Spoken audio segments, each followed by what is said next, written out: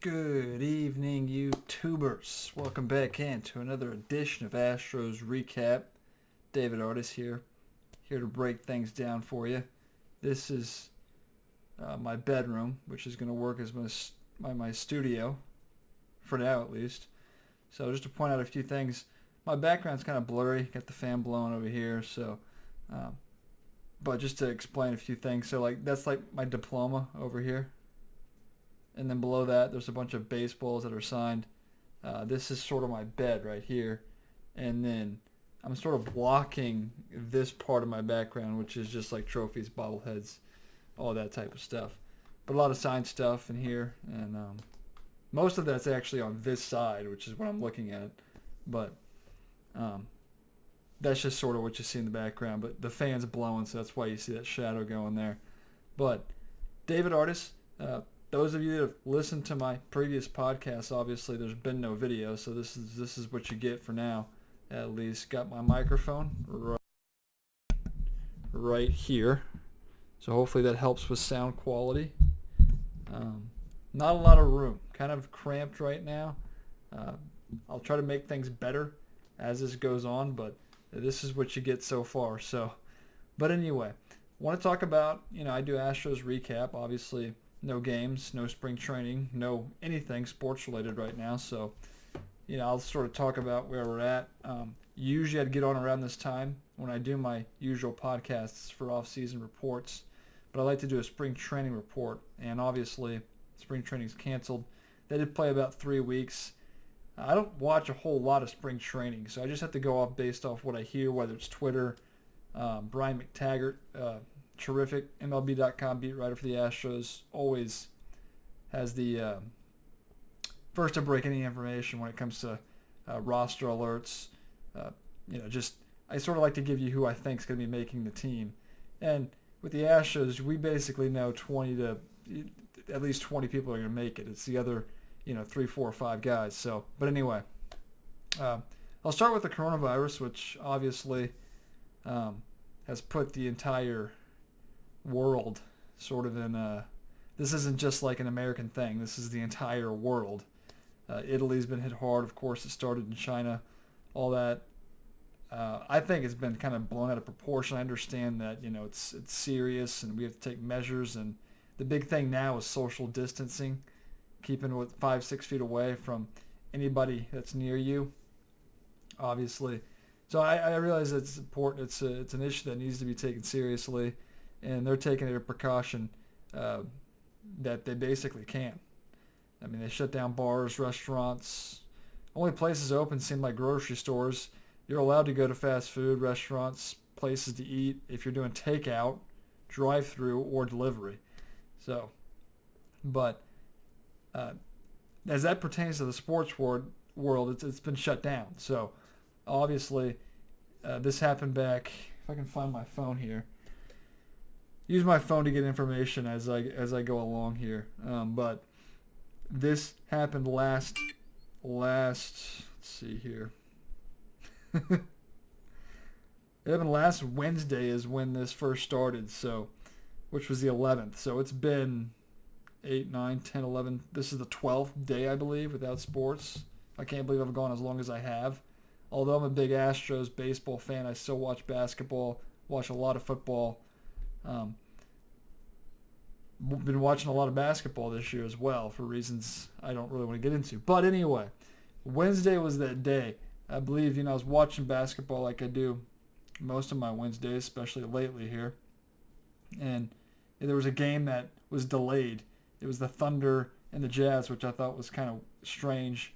But Rudy Gobert did test positive from the Jazz of the coronavirus, so that game got postponed. And then every game preceding that also got postponed. So it was weird because the Wednesday night game was going on as scheduled. It was like a 6 o'clock tip, I believe, and that Thunder Jazz game was supposed to tip at 7. So they were sort of playing, and the news was breaking as they were playing. So I thought it was kind of weird, but the season got suspended as they were playing, and it was kind of weird. There was a game that they were supposed to finish all their games on Wednesday, but they just said, you know what, we're going to suspend this. And so NBA's under this hiatus now. That's what they call it, for 30 days. And we're only through, like I said, 12, 13. So we're not even halfway done yet before they actually make an announcement on what they plan to do. But everything basically, once the NBA was the first one to sort of suspend things, all other like sports and leagues had to sort of do the same thing. So like March Madness was just straight out canceled. Like they're not playing that. And I mean, the only thing that's really not affected is like the NFL and then the NCAA college football. So obviously, originally the opening day, so spring training was canceled the next day, which was Thursday.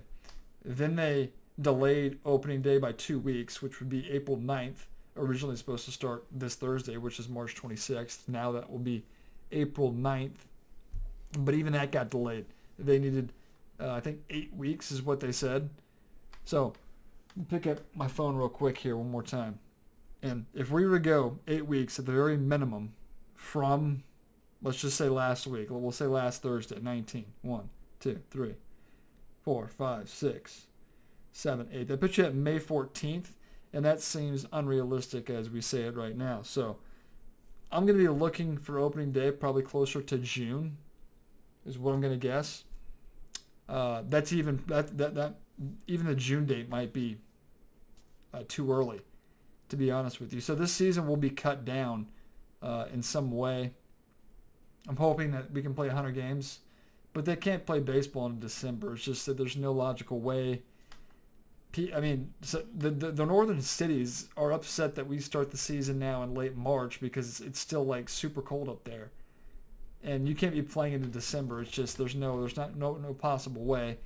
But hopefully, I'm hoping we can get 100 games in. If we get 100 games in, I'll be satisfied with the season. But it's just a waiting game, and we have no idea when this is going to start, when this is going to happen. So it's just this coronavirus has taken over the world. And yeah, it's a terrible thing, and I could go on and on about it, but just I want to stick to how this pertains to baseball first and foremost. So, but anyway, so you got the coronavirus. So obviously, I can't tell you a lot about spring training as much as I would like to. One thing, so I last talked to you back in late January, so it's been about 2 months. I believe January 20th. Was the last time I spoke to you, and then we had talked about the sign stealing, the cheating, and all this that broke loose, and so much of it, and an off-season report, basically who they had signed, who they have gotten rid of, acquisitions, departures, trades, free agency. Astros hadn't done much of any of that, to be honest with you. In fact, they lost a lot more than they gained. The only people they gained was Dustin Garneau, backup catcher, and Austin Pruitt, who, hometown kid, apparently from the Woodlands or something like that. I'm not sure exactly, but around here. And I don't know what he's going to be. We'll see. I mean, Brent Strom is one of the best pitching coaches in all of baseball, I think. What he's been able to do with pitchers, Charlie Morton. I mean, the list goes on and on, but he's the guy that we think of when we think of what Brent Strom's been able to do. So we'll see if he can work his magic with Pruitt. Ryan Presley's the other guy I was actually thinking of. So Ryan Presley and Charlie Morton are the two guys that stick out that were, where they came from. We basically turned them into all-stars, and they both made all-star teams as Astros and not with their previous clubs. Anyway, won't get into that, but those are the only two acquisitions they made. They did re-sign Martin Maldonado, so Robinson Chirinos went back to the Texas Rangers, and you'll have Maldonado and Garneau, maybe a little bit of Garrett Stubbs as your catchers. Garrett Cole obviously gone to the Yankees. We knew that was going to happen. Also Will Harris, the tough one for me personally. I was a big Will Harris guy. Went to the Nationals, so. Yes, he gave up the go-ahead home run to the Nationals, which led to their Game 7 win to win the World Series. It's kind of funny how that works, but yeah, he went to the Nationals. Let's see, who else did we lose? Jake Marisnick was actually the first one to go.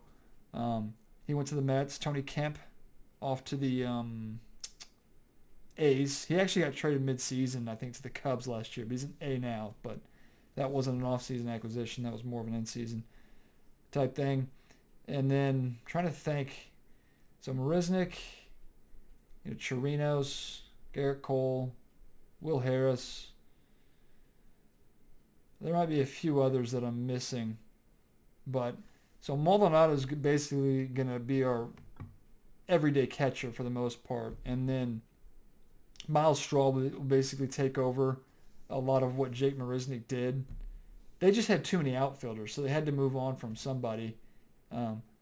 Marisnik, by all accounts, is, he just can't hit. It's weird because Marisnik, he's so close to being a 5-tool guy because he can fill his position with the best of them. Got a good throwing arm. He's fast, and he hits for power.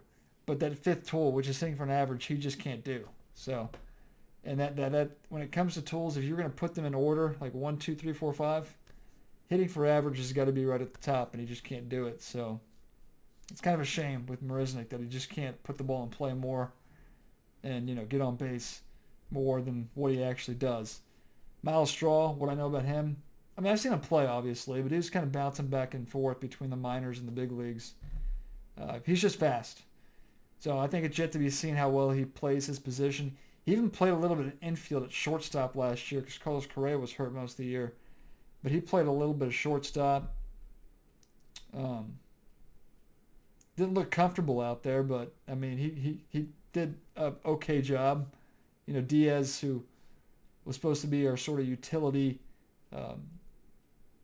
guy, could play everywhere in the infield. He was also on the IL, I should say. I'm still trying to get used to the whole IL instead of DL thing, but so Miles Straw. There was somebody else who played short. I know Bregman moved over quite a bit, played a lot of short. He plays shortstop and third base, mostly third base when Correa is healthy, of course, but has played shortstop and can play that just fine. So, shirt just fell here. Anyway, so that's the way I look at that, but the team... The biggest question, so when the season actually gets played here, which I suspect it will at some point, our offensively will be fine. I think about the lineup. If you just were to go through the lineup real quick, 1 through 7, any of those guys can hurt you. I think Kyle Tucker is going to play a bigger role this year. He actually came up and showed some good things last year. Got that first home run out of the way. And Kyle Tucker was a guy, of course, Yordan Alvarez came up and, unanimous rookie of the year, of course, so he was huge. And he'll be your DH for the majority of the year. But when I think about the lineup, I think of, all right, so obviously Springer will lead off. He'll play center field. You'll have Altuve hitting second at second base. You'll have Bregman at third. Hitting third, playing third. Michael Brantley in left field, hitting fourth. You'll Alvarez your DH most of the time. They'll get him some starts in the outfield, maybe first base here and there. Just so if we go on the road and play National League teams, they want him to be in the lineup because he's that good a hitter. And then 6th is Correa. Now with Correa, we know we have the health and the issues, but he's your shortstop. He's not going anywhere. There was some trade rumors, I feel like, after the season ended with him, involving him. But you have him hitting 6th, and then Gurriel playing first, hitting 7th. So 1 through 7 can hurt you, and then you basically got Maldonado, Reddick, a little bit of Kyle Tucker, Dustin Garneau, 8, 9. But the lineup, for me at least, is not going to be an issue. I think they'll be able to score a lot of runs, do that. The pitching, I think, is what scares me a little bit because after... You have 1 through 4, basically, set in stone. Because you got Verlander, Greinke, McCullers. McCullers will be limited. They're going to manage his innings, obviously, off Tommy John surgery. So that'll be interesting to see the way they go about that. I would actually save him. Like, if he's at 150, he's never pitched more than 130 innings in any one of his years he's played because he throws his arm out. So, I don't know. Well, a huge question mark next to Lance McCullers' name. Lance McCullers' name. So we'll have to wait and see. And then Jose Urquidy will get a spot as your fourth guy. And then fifth is up in the air. I mean, you got Josh James, you got Austin Pruitt, Brad Peacock. There's a number of guys. A couple guys that actually left I forgot to mention. This just made me think of it. Colin McHugh, who was a free agent, and Hector Rondon. So Rondon went to the Diamondbacks, and I'm actually happy he's gone because any of you that have actually listened or listened to my previous podcasts, you'll know how I feel about Hector Rondon and the way AJ Hinch used him. And I'll get to our manager and GM in just a minute, but I was not a huge fan, so I'm glad he's gone. And McHugh was just a complete mess last year. So McHugh went to the Red Sox, so good luck. But I was not unhappy about shipping those two away. They were free agents anyway, and we had no interest in really re-signing either one of them. So, but yeah, you got the four starters there I just mentioned, and then fifth is up in the air. Then bullpen, losing Will Harris is a big loss. It'll be interesting to see. They did re-sign Joe Smith, Joe Biagini. Of course, you got Presley, you got Osuna. Davinsky's still there, although he's not a good option. Pruitt, Peacock could find themselves in bullpen situations. Josh James, we'll see. So a lot of options to fill that role. But I think Joe Smith will probably get the first shot there because he really performed in the postseason, I feel like. So I think Josh James would get the first, or Joe Smith. But if Josh James is in the bullpen, he'll also get chances to fill that role. So the pitching scares me a little bit just because there's question marks. When it comes to Lance McCullers, your fifth spot, some of the rotational bullpen pieces. I do like Ryan Presley and Osuna as your 8th, 9th sort of guys. So you're set up to your closer. But usually you like to rely on one more guy in that bullpen to sort of bridge the gap if your starter can go 5 or 6. So those are the big questions I have when it comes to the Astros and sort of how the season looks to be shaping up. And as far as, manager, when I did talk to you last, I didn't even, we didn't have a manager or GM. So Dusty Baker now comes in, obviously, as the manager, and he's got the experience, managed, I believe, the Giants when they went to the World Series back in 2002. Just checking my time there. About 17 minutes. But, so yeah, he's been around the block when it comes to managing baseball teams. Obviously, the Giants for a number of years when they were pretty good, I want to say. The Chicago Cubs, obviously, and the Cincinnati Reds. And most recently, the Washington Nationals for a year. So he's got a lot of experience. That's what Jim Crane, our owner, decided to go with. So I can't really say anything about Dusty until I see him manage Astros baseball. AJ Hinch, who was a guy I did like, I was very critical on previous podcasts. Feel free to go back and actually listen to those if you want to hear me. But I just had issues with the way he sort of managed the bullpen and the continuous use of Hector Rondon for the vast majority of the year when it continued to be the wrong decision. But he's not with us, obviously. He's suspended and unemployed. But Dusty's got the job here, so we'll see how he does. And then James Click is your new general manager, replacing Jeff Luhnow, who's irreplaceable. I don't care who they bring in. Now, I don't want to judge Click now, obviously. He hasn't made any moves, obviously. So I can't. I don't want to judge these people until they've made decisions and moves, whether they're good or bad, and then I can start, giving you my sort of opinion on these people. But James Click has a tough job because not only, think about this. So when they traded for Greinke last year, they gave up 3, 4, and 5. Their third, fourth, and fifth ranked prospects in the organization. That was Patrick Corbin. No. I always get this mixed up. Corbin Martin, J.B. Bukowskis, and Seth Beer was 3, 4, 5 in your organization, which you gave up to get Greinke. And your 1 and 2, who you refused to trade, was Kyle Tucker and Forrest Whitley, who need to start making impact because I feel like both of them have been a little behind schedule in terms of, Forrest Whitley was a guy I was interested to see in the spring training, although I didn't hear the 3 weeks they actually did play before it was canceled. The 3 weeks they actually did play, I didn't hear Forrest Whitley's name once. So I don't know if I'm missing something or if I missed a start, but I haven't heard a lot about him. But it's time for him to start making impact at the major league level. Kyle Tucker will make the 25-man roster, I believe, no doubt. No way he doesn't unless he's hurt, God forbid. Anyway, so yeah, but back to James Click for a second. He doesn't have a lot of assets to trade. If I expect him to be competitive, usually, when I think about things now that are going to be important at the deadline, it's probably a starter and a reliever, and you don't have anything to trade away. Your farm system's sort of depleted. Hate to say it, but it kind of is. And I don't think they usually do this, but he has no picks because that was part of the punishment for the sign stealing. They took away our first and second round picks for the next 2 years, so they have no picks and no highly touted prospects at the moment. So James Click doesn't have a lot to work with when it comes to assets he can trade to get a piece to help the team into September and hopefully into October as well. So it'll be interesting. They have to sort of work with what they got, but hopefully, like Josh James, Joe Smith works out, we can get a fifth starter that's, can be at least, quality start type guy.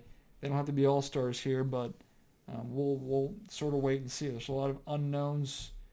Like I said, lineup I'm not concerned with. It's more the question marks when it comes to our starting rotation and our bullpen. So, and we'll see. I mean, there can be minor leaguers. I'm sure the Corpus Christi Hooks, our Double-A team's got some nice guys. I don't know much about Lancaster Single A. Of course, the Round Rock Express. We'll just wait and see. So, but that's about all I got for you. Coming up on 22 minutes here. I'm trying to think if there's anything else I forgot. But right now, my life is kind of boring just because I really don't have sports. And that's a big hole in my life, I feel like. I can't work either. I'm a tour guide with the Houston Astros. And those have been canceled, obviously. We can't have tours with multiple people. In fact, we're not even allowing groups of, they don't even want you involved in groups of, 10 people.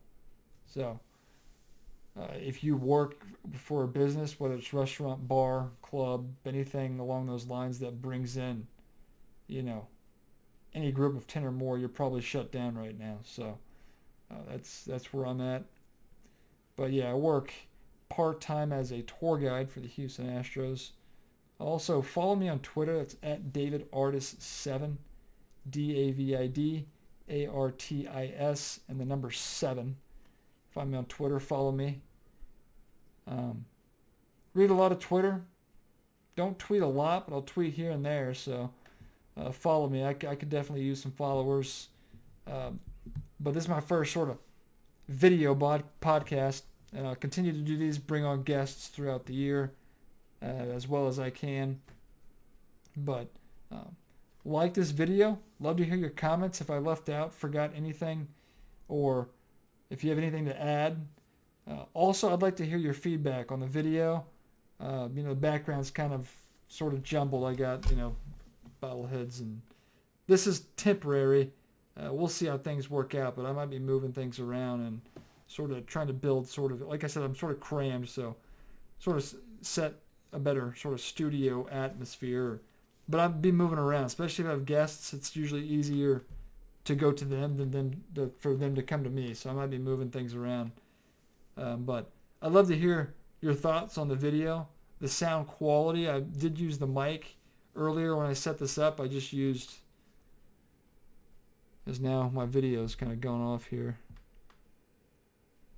All right, we back on? All right, yes. So, but yeah, any feedback on the actual podcast when it comes to sound quality, picture, things like that, I'd love to hear. But again, I'll definitely read comments. If a response is warranted, I will be there to respond. But I'd love to hear your thoughts. I strictly focus on Astros baseball. So, although I'm a huge baseball fan, Astros, of course, my number one team.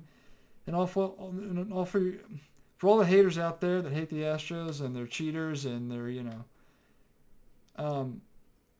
you can't be mad at fans. Fans of the team, they're not the ones who cheated. The players cheated the fans. So don't be mad at fans. I see it all over Twitter. I refrain from responding. I try to ignore it. That'll sort of be my motto for the season, because when the Astros go on the road, things are gonna be really interesting when it comes to chants and signs, and I'm sure some pitchers are gonna throw at Astros. It'll be interesting to see. Obviously, what takes place. It might be a long season, but if we're winning ball games, I'm not going to be too upset. But yeah, I'll wrap things up there. Do all that good stuff on YouTube. Like I said, like, share, comments, do all that good stuff. Share with your friends. I'll be making podcasts. I will get back on. I wish I could give you a date, certain time, but I can't because we just have no idea when this is going to end. So, but anyway, I'll sort of wrap things up there. Talk to you within the coming weeks, maybe months. Have no idea, but when we have a clear set date and we get back to spring training baseball, and I have more information for you is when I'll get back. But again, all that good stuff on YouTube, and we'll talk to you whenever next time is.